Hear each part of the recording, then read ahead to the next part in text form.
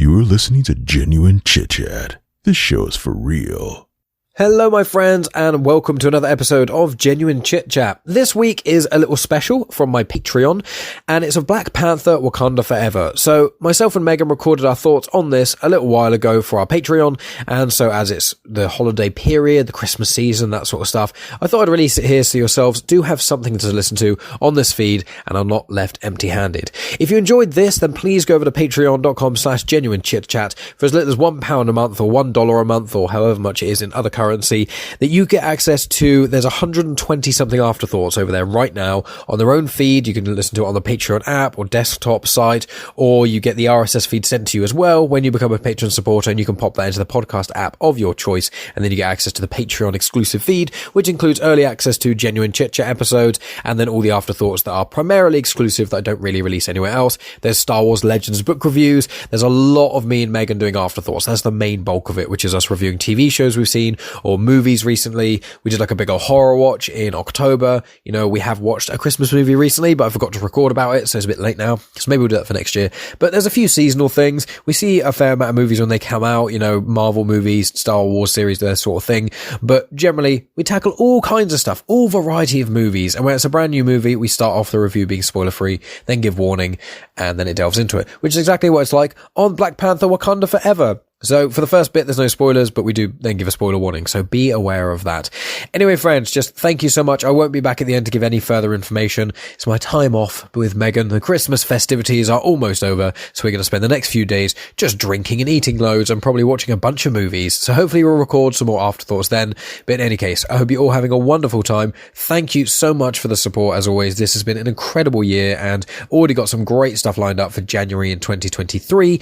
And 2023... I think September time will be my 6 years of doing it. So I've been doing it for about 5 years now, podcasting, Genuine Chit Chat specifically. So a massive thank you to all of you who've supported me throughout this entire time. And if you want to support me even more and give me a Christmas miracle, please go over to patreon.com/genuinechitchat. That's enough for me, my friends. Check out the show notes, and I'll speak to you very soon. Welcome to Genuine Chit Chat, where we have honest conversations with interesting people. And I'm your host, Mike Burton.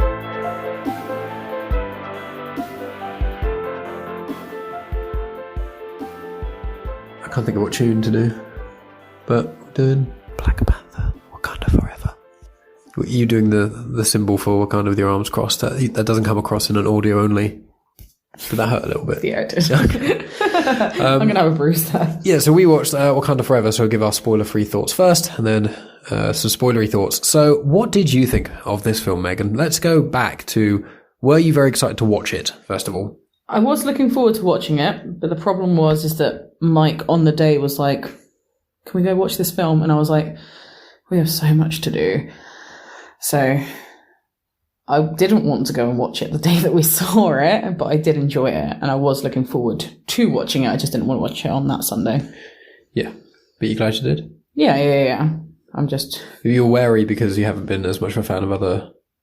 It wasn't so much... projects. Well, partly because the Marvel films haven't been as good since Infinity War. No, Endgame. Eternals, you mean? Eternals was peak. Eternals was a piece of shit. That film was awful. I can't remember what I was saying. Sorry, I'm really fixated on the fact that there's an echo in this room. We're clearing out the extension because we're having works done to it. We're getting flooring put down. But because there's nothing in this room apart from plants on the windowsills. I mean, the floor is just concrete. The floor is just concrete because it's the extension. It's very echoey in here, so I'm very conscious that I can hear myself afterwards. But I imagine the next ones we do should have flooring because we're getting it all sorted tomorrow. Yeah. But Black Panther, you weren't as much... I wasn't looking forward to watching it solely because, and also, none of the other Marvel films have been that great. Like, I was really excited for Love and Thunder, and that was not fantastic. That was definitely a bit of a letdown. It was a letdown. You enjoyed it, but it was definitely a letdown. Like, there are a couple that I enjoyed, like Shang-Chi I did enjoy. But I really liked this film. I thought it was really good. Yeah, I agree. I think I'm tempted to say I enjoyed this more than the first one, but I'm not really sure. I think on the rewatch it won't be as strong. But I think it's got really strong messages, and one of the things that we really enjoyed, and I noticed to some degree, and Megan obviously noticed much more than me because she's far more cultured, is that I was saying after we saw it at the cinema Black Panther is kind of, in a lot of ways, focusing on the African American experience or people of color in America and that kind of the social commentary there. And a lot of that from around the world of the power differences due to skin color. And then in this film, it still kept up that idea, but then it introduced like native people, and like the Mayans were a very big, at the very least, influence. I mean, I wouldn't even say that it's because I'm more cultured. I just think because I speak Spanish that I picked up on. And for me as well, I learned about the Mayans. Well, actually, no, I didn't. I didn't learn about the Mayans at uni. I learned about the Aztecs at university. But I chose to write like a mini dissertation on the Mayans, which is why I know a little bit about them. Yeah. Yes, I think it was like a 6,000 or 7,000 word essay about the possible reasons and causes for the fall of the ancient Mayan civilization. Yes. And yeah, so I just found that the elements of that were really good. The music is fantastic once again. The acting is brilliant. Obviously, the elephant in the room is what they do about T'Challa. I'm not going to say anything specifically about that yet, 'cause I'm the spoiler-free part, but I really enjoyed what they did. It was good. I've thoroughly enjoyed it. I thought the music choice in this was great. I thought everyone in it was great. Special effects were great. I thought, even though it's got a long run time, because it's 2 hours 40, it felt shorter. It felt like it was probably about 2 hours 15, 2 hours 20. We went to a 7 p.m. screening of this film. So it finished like 10 because of adverts and stuff. It finished just after 10. But for me, anyone that knows me, that's late to go to the cinema. And I didn't get tired at all. Like, I mean, I had a big thing of iced coffee with me, but I didn't get sleepy. I checked my watch once because there's like one bit in the middle where it kind of like lulls a little bit, but that's the only little bit that I felt that I needed to check my watch, which says a lot about the film if I don't want to look at the time. Yeah. Whereas I never look at the time unless it's absolutely unbearable like Cats was. Apart from that, like anything else. Cats was great. Lol. The thing is, I find that if I look at the clock, it then somewhat ruins the narrative for me, because I'm like, oh, there's an hour left, so whatever resolution they're coming to, something's going to go wrong. Is that kind of thing? But I understand the want to do it, because I used to always look at the clock. But yeah, so I thought it's a really good film. I think if we give our ratings now, and then after that we'll give our spoilery thoughts. Yeah. So what would you give it out of 10? I think I'd give it a 7.5. I liked it. A 7.5 is like a good solid film for me. I thought you could have rated much higher than that. Really? I think you rated like Doctor Strange around that. Oh, really? This is the thing, is I find it difficult. Probably 8, maybe 8.5. We'll go 8.5. Well, nice. I really liked it. And I liked that there was a lot of Spanish, and a lot of the music was in Spanish. And I liked the culture elements of it. It was cool because, like, as Mike said, it kind of links to the Mayans, but there are points where you can see buildings that are like Mayan-esque to do with like their home. Yeah, home. Yeah, their home there and their ancestry and things. Yeah. It's I agree, and I think I'd give it an 8.5 as well. If I had to give full scores, I think it would be more close to a 9. It'd be like an 8.6, 8.7. But for me, although it was really good, there were just still a few elements of it which are either a bit predictable or a bit Marvel-y, which is to be expected. But for me, it just didn't quite hit that top tier. It was just very good, very good. So 8.5 for me. So that's the end of the spoiler-free stuff. And now we're going to spoiler. So spoiler warning, spoiler. Spoiler. So yeah. What do you think of Namor, then, the villain? I liked him. I thought he was cool. But I just find his character weird, and I know that this is a comic book and it's based on like not mythology, because it's what their mythology, isn't it? It's their beliefs. Yeah. This like the weird snake god. Yeah, the serpent god. Serpent god. I find it weird that he's like all powerful in the ocean, but then he can also fly. Because in my head, I'm like, how are those wings like dry enough to actually fly? Yeah, they're very small wings. They're very, very small wings. It's like, well, it's essentially Hermes, isn't it? Yeah, that's their version of it. So that was the only thing that like kind of jarred me, but I have to put it to one side because that's their history. I just find it odd that he can be like all powerful in the water and somehow all powerful in the sky. Yeah, well, the idea is obviously he has to have like moisture in him, that's kind of his weakness. But it is still like the flying thing. I was a bit like he absorbs oxygen from the ocean and the air. Yeah, right. Yeah. It's very interesting the way they kind of vaguely scientifically kind of talk about that. Like, it's a bit hand wavy, but in the context of the MCU, it does like make sense. She's like, oh, fair enough, that's cool. They found a weakness, and the way they kind of take him down is really good. I thought the way Shuri kind of had that vision, and it was of Killmonger. I was like, I really, really enjoyed that element of it. I'm glad that she also got to speak to her mum. Yeah, as well. I really liked the dedications to Chadwick Boseman's character. Like, the two things that stand out for me the most is the Marvel introduction where it's all silent and it's just clips of him. Yeah. And then there's that other bit where she sees the vision of her mum, and then afterwards there's more clips of King T'Challa, and it's again in silence. It's not silent, but it's got like like wind. Just very quietly, softly. But like in the cinema, it was complete silence. Like no one was like rustling anything. No one was like breathing heavily. It was dead silent. And like you, as cliche as it is today, you could hear a pin drop. It was pretty. Powerful is not the word that I'm looking for, but it kind of is. I felt but it's not the word that I'm thinking. Impactful, empowering, and like no. It'll come to you. Anyway, powerful. I felt that as well. I think they really handled that. And obviously the post-credit scene where you find out that he had a son, so that's such a nice part. And then the ending is once again a dedication and silence of him. And it's just, they just handle it in such a respectful way. And it's the way he died in the MCU. He just got a random illness. Like an unknown thing. And it's like, and they didn't know about it till like the last minute. And like, that's how it was in real life. I can't believe he didn't tell anyone. I find that crazy. He told like his nearest and dearest, obviously. Yeah. But it didn't tell the world, you mean? He didn't. Yeah. It's just no one knew. And then when it happened, it was like a massive shock to everybody because it just came out of the blue. Some people online accused him of like being a drug addict. What, because he was getting thinner? Yeah. They were like being rude to me. Not a huge amount of people, but enough to kind of be noticed. And people then suck. When that kind of came out, everyone was like, oh shit. But yeah, it's tragic. But the way they handled it was just beautiful. And I think that all the supporting cast are amazing. Okoye especially, she's one of the standouts. She's such a good actress. She's phenomenal. She's in Walking Dead. She plays Michonne, and she's great in that.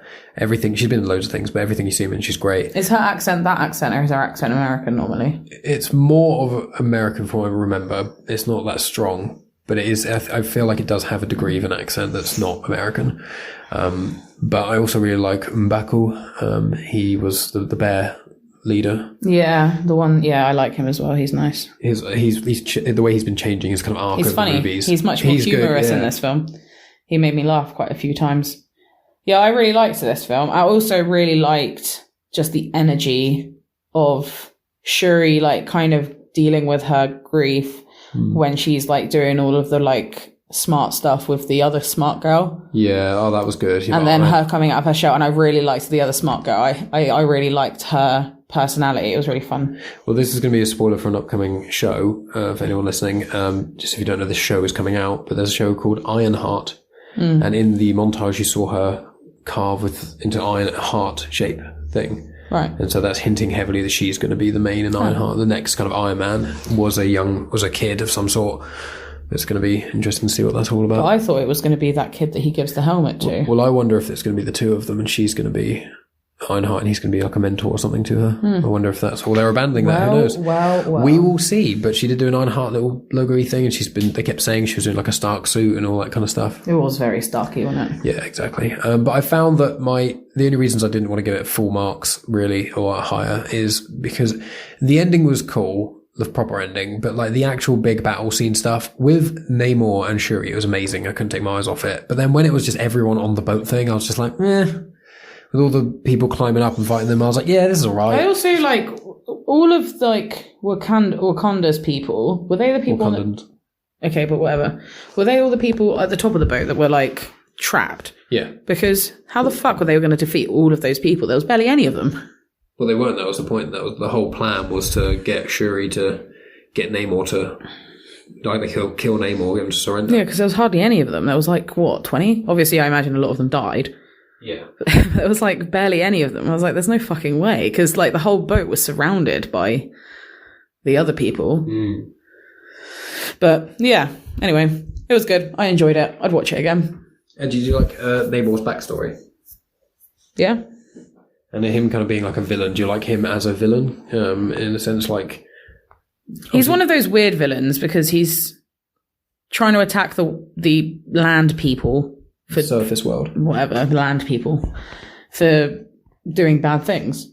Like his causes are just. It's just that it's not done in the right way. Yeah. But I'm assuming he's going to come back because at the end of the film he's like, well, now if we ever go to war, the Wakandans will be there for us because we've got this weird truce. So I'm assuming they're going to appear in something else. Because otherwise, why say that? Yeah, I wonder if it's going to be the next Avengers movie or there's going to be another Black Panther movie before that. Like, I think that the next Avengers movie is coming in a few years' time, but I don't know the exact date and stuff like that. But it's going to kind of see where it goes. It's interesting. I like him. I like the way they handled everything. And I just think it was, like, with the Queen's death, you know, I was suspicious. Yeah, that shocked me. I didn't think she was going to die. I was suspicious someone was going to die, but when obviously, earlier in the film, someone else died. Obviously, the start of the whole film was about Chadwick Boseman dying. You can just say, because this is the spoiler part, who you're talking about, who dies. Yeah, it's obviously Black Panther, King T'Challa. Obviously, he's dead. So I was like, that's the main part of the film. And then obviously, the dad died in the last one. The T'Challa's dad, T'Chaka. Well, he died at the start, didn't he? He died, right in. Well, he died at the end of a different film. Yeah, exactly. Yeah. In Civil War, and so it's just like she's losing everyone. I didn't think they were going to go that full with killing her mum. I was like, I think there may be some. I thought M'Baku was going to die, and I was like, oh, don't let him die. That's kind of where I was going. And so when she died, I was like, oh, okay. That was because when they got her out of the water, I thought, oh, they're going to save her. So no, they're not. Wow. Yeah. But yeah, good film. As we said, we both give it 8.5 out of 10. A lot of fun. And we would enjoy it and recommend it to people. Yeah, it's kind of made me a bit more excited for the MCU again, even though I did like, Doctor Strange. I did enjoy Thor Love and Thunder, even though it's a bit of a disappointment. But we will see. The next film, I think, is Ant-Man 3. I don't remember anything about the We get to watch the Ant-Man films again. I don't think we've done our thoughts on them either. So I actually don't remember them. Well, we'll do it because Paul Rudd marathon. Yeah, I love Paul Rudd, and I think I enjoyed the movies. I just don't remember them. I think you'd like them more than you remember. They're really nice. Well, we saw Ant-Man and the Wasp when we were in Disneyland Paris. Yeah, we did. And there's another little tease about the conversation we're going to have with Rhea, who is currently, as of recording this, in Disneyland Paris and telling us all about it. And it's very cute, and we can't wait to talk about it in a podcast form. But we have to retire this because Bake Off is starting in 10 minutes. 8 minutes, and it's the final. The finale. So, friends, we'll see you later. Thank you so much for supporting us. As always, we appreciate you very much. Bye! You have just experienced host, creator, everything elser of Genuine Chit Chat, and also the host and creator of Star Wars Comics and Canon, found on the Comics in Motion podcast, Mike Burton.